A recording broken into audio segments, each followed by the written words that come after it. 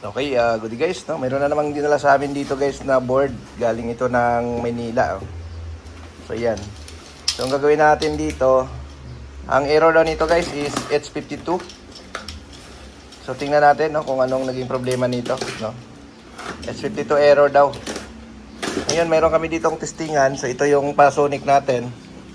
Dito namin siya ititesting guys. Ito. Ayan, so pwede yan pang testing lang, pero kung gagamitin nyo para dito, hindi siya obra. So pwede ito kung pang testing lang guys, no? So ito yung board niyan, mas malaki kasi yung board niyan.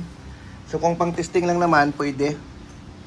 So ayan na nga guys, so nilagay na natin to. Tingnan natin kung S52 error ba talaga ito, no? So ayan. So testingin natin. So pwede naman to guys, yung 16 kg, pwede nyo to pang testing. Testing lang, no? Pero hindi siya pwedeng gamitin kasi nga maraming parts ang wala, no? Yung 16 kg kasi meron tong heater, tapos may mga hall sensor pa, no? So pero kung pan-test lang, okay lang, pwede. So ito na nga, no? So sasalpak natin to para lang ma-test natin guys kung talagang H52 error yung ibibigay nito. Ayan. So, sasalpak lang natin. So, yun na guys. Saksak natin. Tingnan natin kung mag-error siya. So, on natin. Ayan. So, H52 nga. Ayan, no. So, H52 error. No? So, ang gagawin namin guys, re-repairin muna natin to.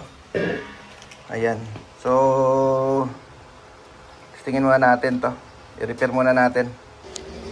So, ito na nga guys, no. Sinimulan na namin siyang operahan para ma-check na natin yung mga parts dito sa likod, no? So, yung cost ng H52. So, kung kayo po ay may mga H52 error ng washing machine, kung walang tagagawa dyan malapit sa inyo, pwede nyo ipadala sa amin guys through LBC, JNT, Lalamove, no? Pwede naman. So, ipapaship naman namin. So, dito naman, bago namin pinapadala balik, titest muna natin para sigurado, no? May mga pang-testing unit naman tayo. So, yan. Simulan muna natin. So, yan na nga guys, no? Nung binuksan na guys, ito na. Sunog. Yan, sunog dito yung area na to, nangingitim. So, yun yung gagawin natin, i-repair natin yan, no? So, sunog siya guys, wala na. Kaya nagkakaroon na talaga siya ng H52. So, hindi na talaga siya mapigilan. So, repairin muna namin to guys, no? Linisin muna natin, tapos repairin natin yung mga parts dito na sunog. Mga resistor dito ng mga nag-change value na pampalitan natin. So, after natin mapalitan, so yan guys, after ma-repair, no, siniled ulit natin para silyado pa rin siya. Ayan. So, pagkatapos natin yan i-seld, i-testing na natin yan guys sa unit, no, para makita natin kung okay na.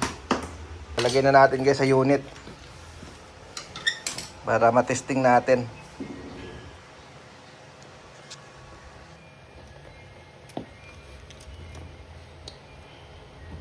Ayan. So kung gusto nyo guys pa-repair, padala nyo lang sa amin kung medyo malayo kayo. Pwede naman, no?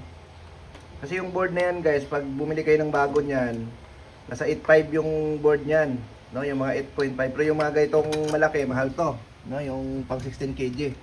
Pero yung mga ganyang capacity, yung mga 8.5, 9.5, medyo mura-mura pa yan, no? Nasa 8.5 lang yan. No? Pero pagka yung mga malalaki na, mahal na yung board, no? Nasa 12 pataas. So yan na guys, sasalpak natin, tapos i-testing natin. Yan. So may testingan naman tayo, no? Bago natin ipadala naman doon sa inyo, may testingan naman tayo. So okay na, no? Saksak natin, saksak mo dyan. Oo natin. Ayan. So saksak mo maayos. Sige, saksak mo maayos. Okay. Testing. Ayan. So, wala na siyang error. So, spin natin. Pwede natin matest dito ng spin. Ayan. So, tayo natin umikot guys.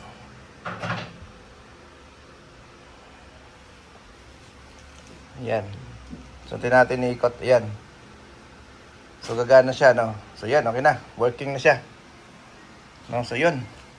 So, ito yung board guys na nirepair natin. No? So, may importante kasi natitesting natin. Ayan. Ayan. So ito yun. So okay, no? So for shipment na ito, papadala na ulit natin to sa customer ulit. Okay, off na.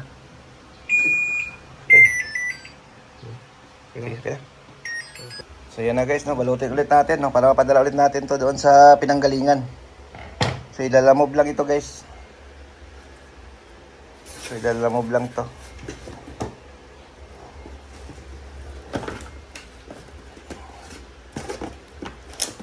Ayan, so yun, no? Okay.